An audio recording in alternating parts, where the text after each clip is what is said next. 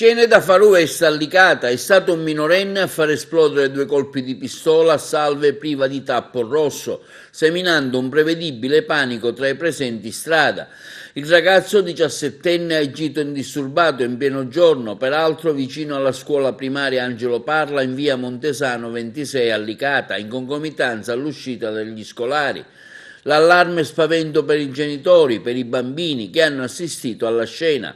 Ad intervenire immediatamente sul posto i carabinieri della sezione radiomobile della compagnia di Licata, che hanno subito identificato il ragazzo e poi lo hanno successivamente denunciato in stato di libertà alla Procura dei minori di Palermo, in quanto ritenuto responsabile del reato di disturbo dell'occupazione o del riposo delle persone.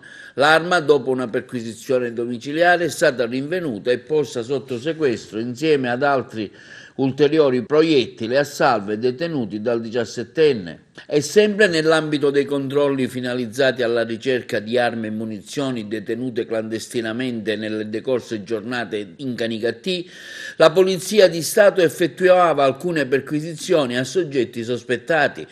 Una di dette perquisizioni, effettuata dagli uomini del commissariato di pubblica sicurezza presso un'abitazione rurale di un cinquantenne canicattinese, dava esito positivo, in quanto abilmente occultati in un locale dell'abitazione venivano rinvenute circa 70 munizioni per pistola aventi 2 diversi calibri. Il cinquantenne è stato deferito all'autorità giudiziaria per reato di detenzione illegale di munizioni.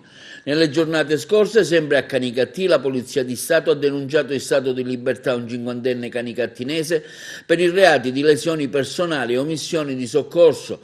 Invero, gli uomini del commissariato della Polizia di Canicattì lo scorso 21 febbraio intervenivano in una centrale via della cittadina dove un uomo era stato investito. Egli dichiarava all'atto dell'attraversamento stradale un suo vicino abitante nello stesso condominio, dopo averlo ingiuriato, lo aveva investito deliberatamente con un autoveicolo di sua proprietà.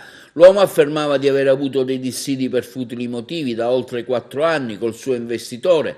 Nell'impatto rovinava il suolo.